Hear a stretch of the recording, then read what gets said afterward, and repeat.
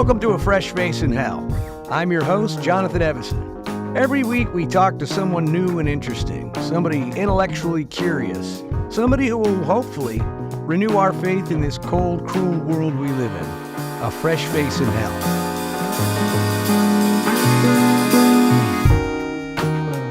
So, I'm fascinated by other people's jobs. When I meet someone along my travels, if I'm on a flight or hotel bar at a party or at some kind of, hobnobbing event, I like to meet people and I like to ask them what they do, but I never just stop there. It's not just a polite question. I mean, I maybe it's the fiction writer in me, but I really want the inside stuff. I want to learn the shorthand of their profession, all the vagaries and the subtle inside baseball stuff. I want to learn all the stuff they never get right on TV, essentially.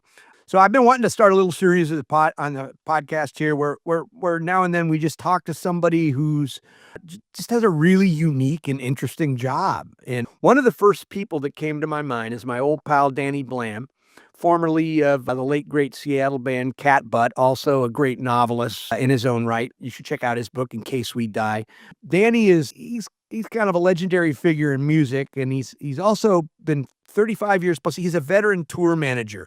So this guy spends most of his life on the road, like sometimes over 300 days a year on the road, putting out fires, making arrangements, making sure the bands get their green M&Ms on the rider. And really beyond that, honestly, I don't really know what his job looks like, and that's what we're going to find out today.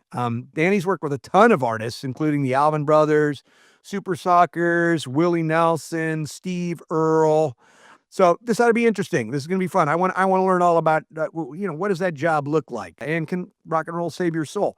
But before we get rolling here, a little housekeeping. Subscribe to the newsletter, people. You'll get access to special content on the Substack. You'll get the newsletter every week. It's free so far, so take advantage and be a Fresh Face VIP. You'll find the link below the pod. So there you go. We can dispense of that. Now let's talk about rock and roll with a guy who knows the drill as well as anyone. Please welcome to A Fresh Face in Hell, the Danny Bland. So Danny, my friend, welcome to A Fresh Face in Hell. Thanks for joining us. Jonathan, how are you? I'm doing good. So I don't know. I've always sort of imagined your job as kind of sexy. I mean, I've had limited amounts of touring time at mostly West Coast, in a van with 5 farting guys and, squatting on someone's floor, sometimes maybe sneaking into the window and like, you guys got to get out of here before my mom wakes up kind of thing. But you do it on a different level. You're legit. So you're a tour manager. Yeah. That's correct. But I've been doing it for so long. Like I was a tour manager for a rock band before I knew that it was a job. I was also a member of that rock band. But is that Supersuckers or Cat Butt? Or Cat Butt, or even a band called the Nova Boys before that. So I've definitely spent, I've spent my time sleeping on, floors of punk rock crash pads. And I remember one time we even on that Cat Butt L7 tour, we had to sneak into the promoter's college dorm and all sleep on the floor there. So in every direction. Right now I'm staying in a pretty nice hotel in Charleston, South Carolina. Yeah. So give me a kind of a job description. I mean, I think people know what a roadie does, you're humping amps and drum bags and stuff like that, but you're a road manager. Like, give me a job description, what you do. When somebody comes to you and says, hey, will you be our road manager? What is that? What are they asking you to do? That can be a variety of different levels, like for me personally, I just do what needs to get done. So I'm not above doing any kind of physical labor or anything like that. But I mean, really what it starts with is travel. My job is to get the band there in a timely fashion, in a condition to be able to perform, and ultimately make sure I collect the money. But in order to do that correctly, like there is a lot of prep work in the beginning. So I'm advancing the shows, just making sure that the sound system and the food and everything is correct. And then make sure we either get there via plane or bus or van or whatever, depending on the situation. So, I mean, essentially, and like I'm currently out with a woman named Samantha Fish, fantastic guitar player, singer, songwriter. But we run a pretty tight ship. There's as far as goes, there's me, a front of house guy, and a merch lady. And so, you have to arrange for or make sure that there's stage hands and loaders and everything. We don't want to kill ourselves doing this. So those are provided by on your crew, you're just traveling with the act. Correct. Right. So These are the other people you're talking about are at the venues. yeah, they either work for the venue or they source them out locally. Some strong young bucks to carry our amps and we don't have, we use a local monitor person. We use just local stage hands depending on the venue, depending on the geographic location of the show. So, I mean, again, I'm sort of imagining that when the shit goes down, you're the guy that's got to put out the fires, because I know, I've been on 17 book tours and I don't have anybody to deal with myself, thank God. But I've been on so many of these things that I can stand in line at airport security and smell the guy in front of me. And just by his lotion, I'll go, oh, that guy's staying at the Holiday Inn Express. Like I recognize the lemon ginger. But if there's fires on the road, if something goes wrong, you got to put them out? Yeah, exactly. I'm like the point person for everything. So how I describe it to civilians is I do everything but actually play music. So, if there's bus trouble, if there's hotel trouble, if there is a security issue, I'm the point person for everything. So, I kind of think of over the course of, I really have been tour managing bands that I'm not actually playing in probably since 1994, 95, something like that. And how many times have you been home in that period? About 4 or 5 nights, or? Yeah, 4 or 5 weeks total. I'm not home much, especially lately. I think over the last couple of years, probably traveled like close to 300 days a year, maybe. Jesus, what is that like, dude? Clearly it's not conducive to marriage or rearing young children. I know you. Well, I already did all that, so when I think about, like, it's funny. I was talking to someone the other yesterday because I was out for a walk and I saw someone with a dog, and I have to pet every dog I see because I can't have one. I don't have any living creatures. I don't have any plants. I don't have anything at my house because we lock it up, and then I kick it in at the end of the month or 2 months as I'm gone, and it smells like ghosts in there, and there's nothing but books and records and junk mail. But does that get lonely? I gotta ask, does it get lonely? You kind of seem like somebody who's pretty built. You're a pretty self-contained dude. You're armed with a dry wit. You're very level. Like, going to Puerto Vallarta and partying is that's like your nightmare, right? We just got off a cruise. We did this. Joe Bonamassa is a huge blues artist who curates a cruise that we just did. And I got off the boat in Belize because I had never been to Belize before, but I just walked to the beach and basically turned around and walked back I'm not a fun in the sun guy. I can tell by the fact that it looks like you have the shades shut in your hotel room right now. Absolutely. Didn't you had a couple of spiders for breakfast or something, or a couple of spiders, a couple of flies? It doesn't take a lot to keep me going. And then we pulled into Mexico, which I didn't get off the boat at all because I had shit to do, and I've been to Mexico before. They're not going to surprise me. But so as far as lonely, it's like there's camaraderie. I've been really lucky, like all the acts that I've worked with. And who are some of those? Give us a roster here. The Supersuckers. I've been out with the Afghan Wigs and Steve Earle and Dave Alvin's my main man. I've been his tour manager for 20 plus years, and every version of every group, the Flesh Eaters and the Blasters and everybody that he's toured with. So and Samantha and I were like, you develop deep bonds with those people, and I've been lucky not to worked with a bunch of dickheads. I've never I've been lucky even to work with acts that I like, Yeah, because I I mean, don't Flesh really like a Eaters, lot of yeah, Blasters. Yeah. I don't even like that many bands. So it's pretty lucky. Because there is a dynamic about being in the band, and it seems like, I mean, is there a point where you're a fifth wheel or whatever, or like you're just, I mean, you're with them so much, eventually you're just kind of part of the band, except that you're the part that has to work after the show's over and before the show's over. It seems like you have more responsibility than everybody else. It almost seems like you're the kind of den mother.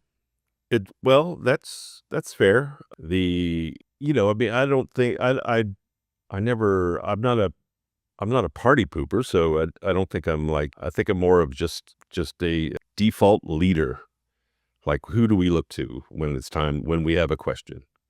And I have the answers, and generally, as a general rule, I've made the plans, so I'm the one to talk to, and there's a certain amount, like, you become a counselor to folks. You become, somehow, I don't really know how that works, but somehow, like, I'll end up being like, you well, I've been sober for 33 plus years. So, and Lord knows the alcoholism and drug addiction is part of what we do out here. So I, you know, people seek counsel with me for that. And for some reason they do.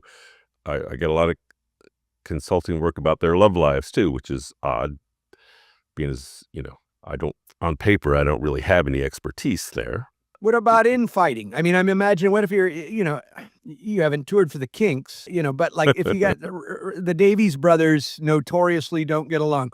Having been in a band with some rather difficult personalities at times, I know that there can be infighting. And if you guys are together all the time and like, it would seem to me that you become, almost speaking of counselor, like you become the arbiter or the objective Referee. Yeah. referee. Okay. So, like, without naming names, and that's another thing. I mean, we went through our naming names, the litany of bands you've tour managed for, but like, can you explain to us some kind of more difficult dynamics without naming names? Or I mean, it goes from, and sometimes, when a band starts out new, and it's a one for all and all for one sort of scenario, and then over the years, like, one member of the group, usually who moves up as the leader, starts getting more attention, and there's jealousy and like that. I mean, there's nothing I can really do about it other than sort of explain to him how humans work and how show business works. And like, yeah, it's easier for the press to focus on one person than all four of you, or, or there's power struggles within bands often. So, and there's backbiting, there's everything. I hear it all. so that puts you in a really difficult position because people are telling you stuff they may not even be telling each other. Exactly. That happens often. Yeah. And And you seem like the I'm right like, personality. I think you're not like me, like a high octane. I like that you have kind of I mean, I think the program has probably helped you develop some tools for this kind of thing as well. But like, you don't go to 0 to 60 really fast in my experience. And I think that would serve you well. You're kind of a calming yeah. presence. And it hasn't always been that way. Like, I've in the past, I've been quick to start yelling, and I've learned that doesn't serve me well, And there are places in the country where you just can't really you can't be a fascist about the schedule that you made. You can't be, if you go to New Orleans, if you believe that everything's going to run on the schedule that you discussed with the promoter, then that's on you. That's your fault, because you're in New Orleans, you're no longer in America, and they just operated a different way. And the only person I'm hurting by getting bent out of shape about that is myself, because and I've learned that there over the years.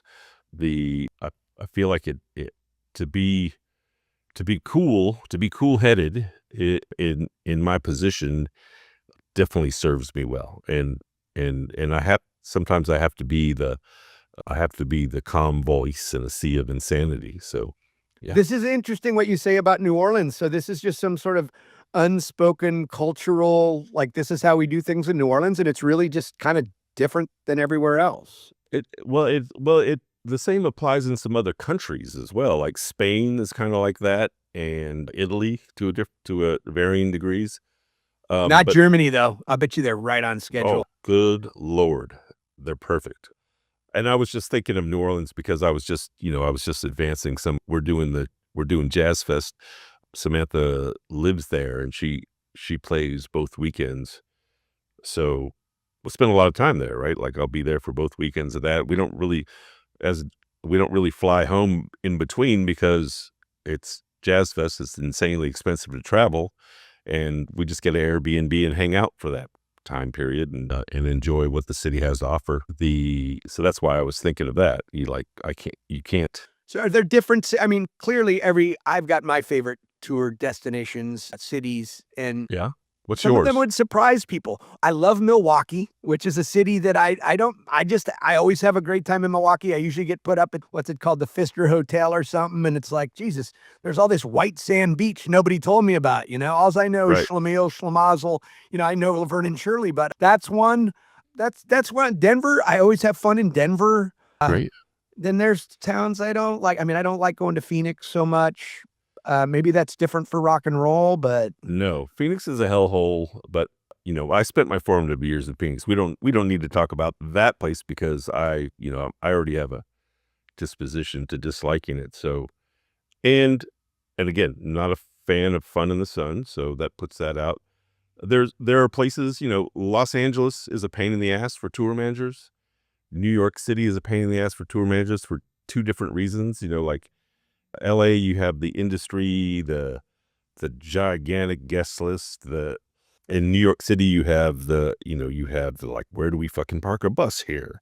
And any expensive number, hospitality too. Yeah. yeah, everything. There are drawbacks in both those places, but both those shows are really important. Both the artists generally get pretty nervous for both of those shows because they're important markets. But it's true. If you go to a place like Milwaukee or Madison, Wisconsin, or Chicago, even, everything can be a little bit more relaxed, and they're awesome cities. So I love Chicago. I love Boston and Philadelphia. Every place has its, try to look for just the positive things about it. I mean, realistically, everything, once you're on tour, everything is based on what you can find to eat. Can you give me some examples of some of the biggest fires you've after? I keep thinking of Almost Famous, and I never know how right they get people's professions in movies, but like there's the thing with like the roller rink where I think they didn't get rid of the ice on the roller rink or something like that. I mean, have you ever run into something that's like, this is just, look guys, this isn't going to work. We have to change this quick. Well, I always try to get in there with the, like I'm gonna collect my money at the end of the night, no matter what. We're gonna try to figure out a way to make this work. I will remind promoters as we go along that, oh, by the way, we're in breach of contract right now, but I'm carrying on with my work. And what would Because, that breach be? I mean, are we talking about riders or are we talking about major stuff like? oh, I mean, food, food is nothing I would worry about. Is no one's going to die. Like we'll figure out a way to eat. That's not really a big deal. But there are certain sound system requirements that we have that we can't do without, or it would be unfortunate for the audience if we had to do without. But sometimes we do. Sometimes you do a show and the monitors are basically non-existent. Now the audience doesn't know that. All they know is everyone's kind of singing a little bit out of tune, or it just depends.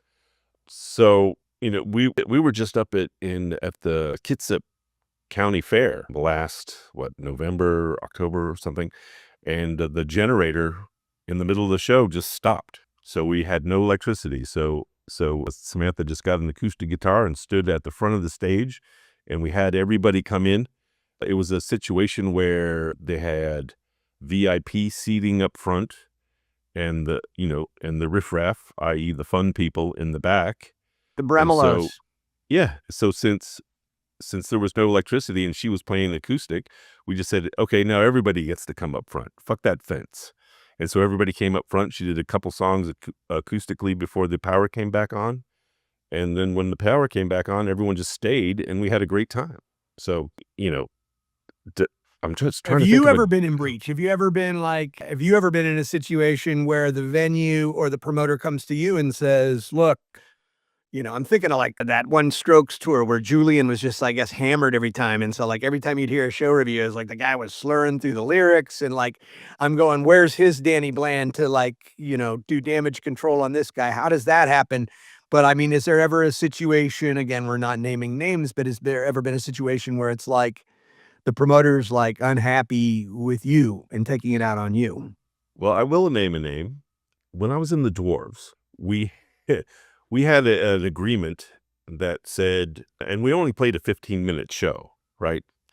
15 songs, 15 minutes, or 13 songs in 15 minutes. And on the agreement, it had one 15-minute set, except for there was a dash between the 1 and the 15. So technically, it was between 1 minute and 15 minutes. And if you're familiar with that rock band, and I'm sure that you are, you will know there was a lot of fights. So I remember one show in Florida somewhere where the show was about 5 minutes long, and because it just erupted into a huge fight, band versus audience, audience versus audience. It was just a melee, and the promoter didn't want to pay us because we didn't play our full 15 minutes. And then I just pointed out, it says, actually, it's 1, 2, 15, 1, 2, 15 minutes. How did you guys get booked anywhere with those terms? I mean, honestly, if I'm a promoter and I'm like, I might be getting a 1-minute show here, it's 30 minutes of setup. Get that drum riser set up so this guy can play for 1 minute. I mean, but they didn't know, no one realized that there was the dash, what that dash meant. So if I pointed it out, and most of the time we played our 15 minutes, or if we didn't, it didn't matter. We packed enough entertainment into 10 to where nobody was unhappy. This guy was just trying to save a few dollars, really. why? Why 15 minutes? I'm sorry. I know this isn't the Dwarfs podcast here, but like, why? Why limit yourself with it? I mean, what, you just didn't have enough songs? Because I played with DRI once. We played with DRI. Remember Dirty Rotten Imbeciles? Were they Phoenix or were they Milwaukee? I don't remember. They're somewhere. Maybe they're Midwest. I don't know. They're like a Wisconsin band, I'm pretty sure. Yeah, I thought there was. Yeah, they played 65 song set in like 20 minutes. Like all their songs were like 20 seconds. Did you guys just have short songs? Why 15 Yeah, minutes? we You had couldn't short songs. sustain it. Well, I would wonder about that too, but most of our songs were 1 minute or 1.5 minutes long. And we packed a lot of entertainment into that 15 minutes. I figured it was enough as well. I mean, I didn't make that rule. I joined the band. They were already playing 15-minute sets. But, towards the end of my tenure, the very last show that I ever did with them was a half hour. So, we added stuff. We expanded. It's just the way it was back then, I guess. I mean, I could see that if there's 9 bands on the bill, it's refreshing. But like, if you're headlining a show and it's like, here you go. I mean, most encores are 15 minutes. I think, it was part of the throwback of that, why is there a hardcore punk rock band on a Seattle grunge label? I mean, all these things. It was part of the mystique. I'd imagine once you get up to working with the Alvins and Steve Earle and things like that, there's still a lot of road travel like that. I mean, it's still probably, more proportionately more like highway miles than flying, right? I mean, just because you're not going very far necessarily between each venue. It's not like you're going bi-coastal because there's 30 dates in between LA and New York. Yeah. Well, and for me, like often I would load up the van or a truck full of all the gear and the merchandise and everything and drive out to where the dates start. Say it starts in Milwaukee, or, I've had, like when I was out when I tour managed the Knitters, our first tour, basically everybody lived in Los Angeles except for Exene, who lived in Missouri at the time. And so I loaded up all the gear in Los Angeles and drove to Washington, D.C., where the first show was. So, and everybody flew into there. Yeah. And you had to drive by your lonesome? Oh, I got to drive by my lonesome. Okay. Okay. I enjoy it. On that one, I had to, and huge X fan, huge Knitters fan. I did not know Exene, and I had to pick her up in Missouri on the way to DC. So we spent a couple of days driving, and I mean, driving with a with an iconic punk rock idol of yours sitting right next to you, not knowing, like, I don't know what I'm going to say. I don't know. I think I know what she's like. I like to think I know what she's like. Like, are we going to talk about art and poetry, or are we going to talk about football? I don't fucking know. So that was an adventure unto itself. Well, what did you talk about? Well, we talked about movies a lot. Her favorite movie was, and maybe still is, Idiocracy. It's which prescient. I had not seen at the time, and she told me all about it. What we did is we stopped at truck stops and got coloring books, and she was drawing pictures and doing art the whole time as we were driving and talking about everything, but mostly movies. Well, now we did a whole episode on just being disappointed by our heroes with Claire Dieter, whom I think you probably know Claire from back in the day. But have you ever ended up on a tour, again, no naming names, where it's just like, it's maybe somebody who, like Exene, like you look up to this person, this is a rock and roll idol, and you meet them and it's disappointing, or they're a difficult personality, or you're like just almost immediately like, oh my God, I want out? Yes, not so much the immediately I want out, but it has happened where, you think you know a guy, and then it turns out you don't. But traveling also, like traveling with people, is the ultimate human experience. Like, if you're going to know a person, and if you're going to, travel in a van and spend so much time, exchange so many ideas, and you if you get to a point where, like, you don't even have to ask who farted. I know that one. That's Kevin. I It know is what. like a marriage. That's Brian. Shit. Like, Brian, you need to go to the hospital or something? Jesus Christ. Chew your food, Brian. I mean, I think you bring up a good point. I mean, not only are you stuck with these people in close quarters for a long period of time, but like the dynamics in a band where people are performers. So often with bands, there's jealousy because I mean, I guess the reason is obvious. The by default, the front man or singer ends up being kind of the face of the band. And not always. I mean, one could argue, generally speaking, often not the most talented member of the band, doesn't play a guitar, doesn't, So even with big bands like Led Zeppelin, you always kind of sense that, like, Jimmy Page is kind of seething in the background a little bit by, like, why is everyone looking at Robert Plant? I'm the one that, I'm the songwriter, I'm the guitar god here. Like, you have to know all these people and deal with that. And like, that just seems like, I think, like, a underrated part of your job is the facility that you need to have with people. And that is why I like to, that's why I think it might have been part of the reason why I last so long with artists, right? Because, like, once you get in there and you learn everything you need to know about everyone, you learn their needs. Like, what do they need? Dave Alvin needs a place to smoke a cigarette after the show. And if he could get a nap before sound check, that'd be great too. And so you're anticipating needs at all times. That's smart. Oh yeah. And within reason. And again, I haven't really had to work with too many dickheads. So, and I also believe that they should have those things that they need, When I first started road managing with the Supersuckers, I tried to do everything because I didn't want them to walk out on stage, tune their instruments, say check one, do all that stuff. Like, I wanted them to go up there and start rocking. So I made sure everything was in tune way before we had any techs or anything like that. I didn't want them out there selling their T-shirts at the end of the night. So I did it, like, way before we had a merch person. Like, I wanted the situation that I would have liked to have had when I was playing. So I don't know. I do what needs to get done.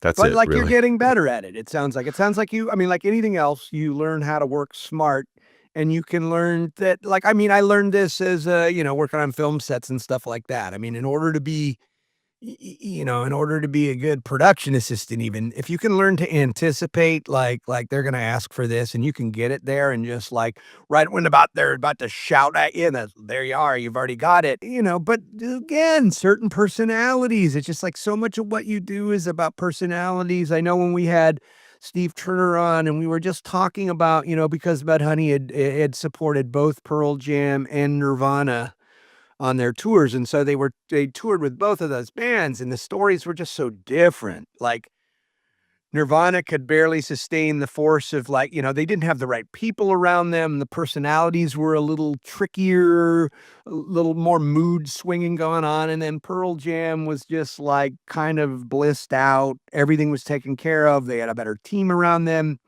Like, do you get to choose clearly at this point, because you're kind of a coveted tour manager, you have so much experience, you get to choose. I mean, do you ever get to just, and you probably have talked to other tour managers and you sort of have the scouting report on people. Is there anybody where you've just like passed up the gig because you're like, I don't, from what I've heard, I don't want a part of this.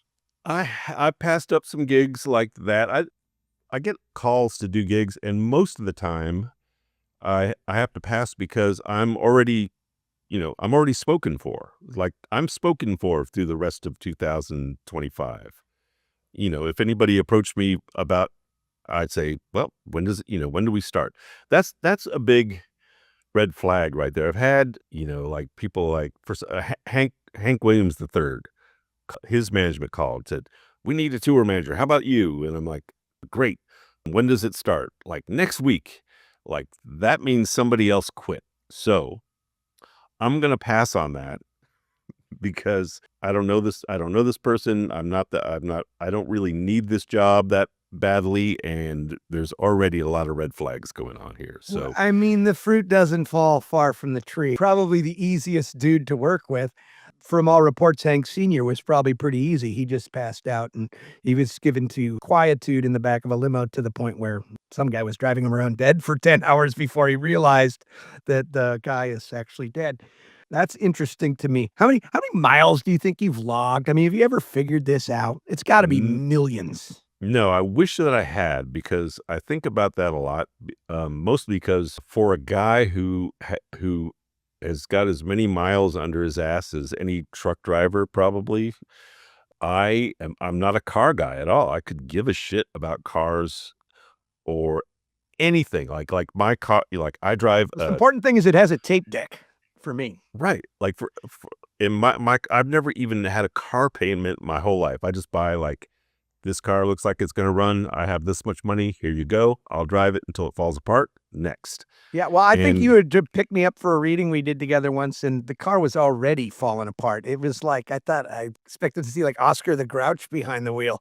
It was, I don't know, was it like a Toyota Camry from the last century or something? And could I be. don't judge you. Listen, I drive a 99 Honda Pilot. And like I said, the most important thing is I have a tape deck, like an actual tape deck, because I'm still making mixtapes with my, vinyl to tape mixtape. So, but it's ironic because like here, you and me drive constantly, and yet, I mean, we're not like, it's not about the performance of the vehicle. It's just about you get in a Well, space. when I'm home, it's just like if it's there, it starts up and it goes great, because I don't do that much driving. When I'm home, it's very, like, it's only for a week or two at a time. I try to be a hermit, right? Like, a lot of times, like, I won't even post up on social media that I'm home, because then I have to go have coffee and blah blah blah with all of my friends, and God bless them, but I'll pick a few out every time instead of having to, like, I need that solitude when I'm home. So, Well, I will say that you are actually really good about managing your relationships from my experience because, like many friends, they drop off the radar. And usually I use social media to sort of keep an eye on them. At least I know what they're up to. But you call me like clockwork, probably like, I don't know, maybe once a year. And I always answer because I go, this yep. may be the last time he has a chance. And so I always answer your calls. And, so you're pretty good about that. But then it's interesting to me that, like, I mean, yeah, when you're only home that little, everybody's going to want to see you. So you just hide out. Yeah, and I mean And you're kind of a legend too. I mean, I I just got to get that solitude, and then I'll be back on a packed bus or packed plane or whatever the fuck I'm going to be on, and or God forbid a cruise ship again. and you never like, you're not a vacation guy. Like, I mean, your whole life is on the road. If you got 2 weeks off, the last thing you want to do is like go through an airport security line or.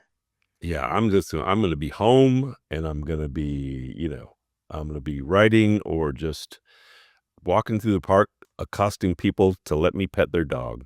That's what I do. Well, as long as that's not a euphemism, that's okay. It Quite just literally. kind of depends on the park. Now, all right. Well, we're getting close to winding down here, but there's one thing. So you're a bit of a contrarian in this way. This is a fascinating thing that I want to share with our listeners.